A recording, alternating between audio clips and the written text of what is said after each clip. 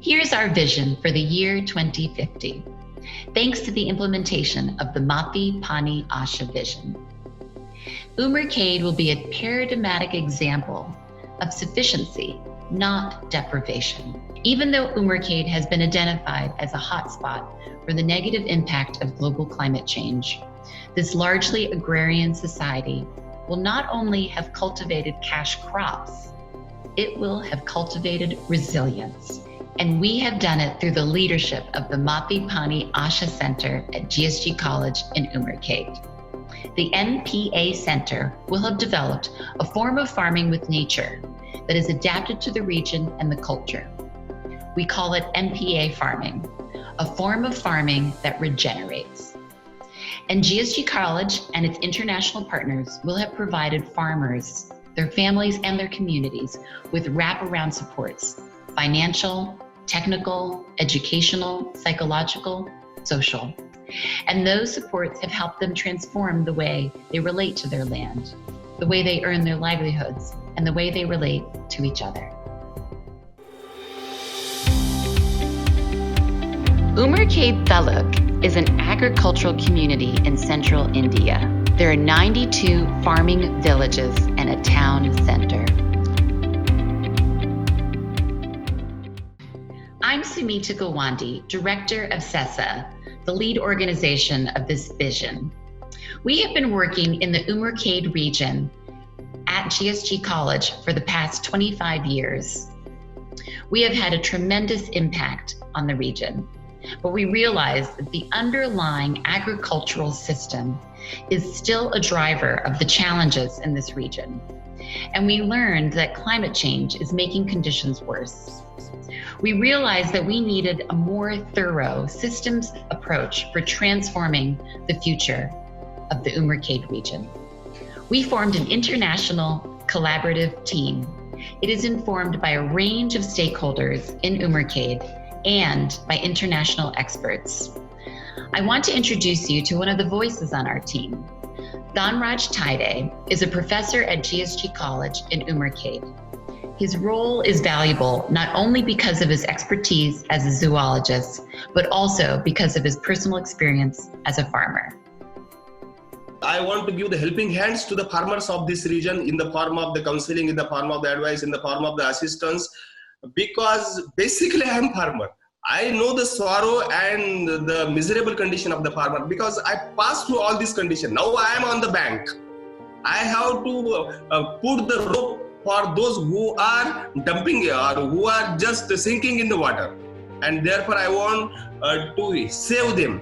But I have my own limitation, no doubt. I have my own limitation, but I should help them, and therefore in that attitude, I have to realize the real problems of the farmer and to find the remedy for this. Due to the overuse of the pesticides and fertilizers, all the micronutrients in the soils are getting exhausted.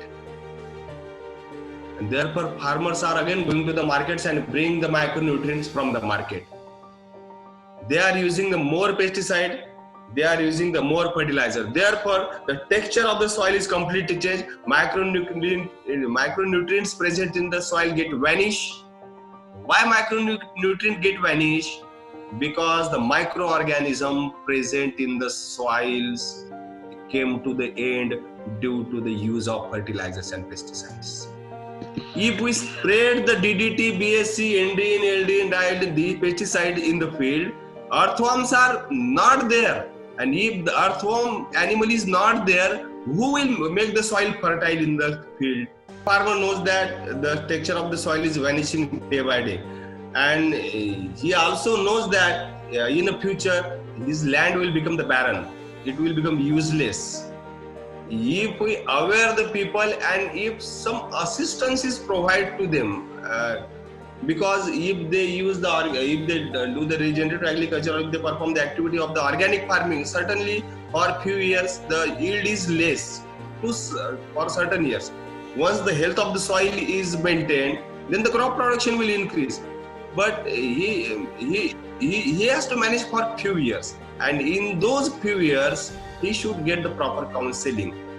he should we should counsel about his responsibilities also. We can say to him that this land is the asset for his future generation, not of this generation. And if we counseling in such a way, and if there is some financial assistance is provided by the government or some NGOs or by some agencies, and if there is a proper compensation to the farmers, then he will become or she will become ready for that purpose. Otherwise, I told that they are worrying about their present, not about their future.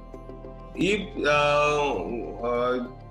we perform the activity in that way, and if there is a proper response from the farmers, if the response is given by the farmer, such farmers will act as a role model for other farmers.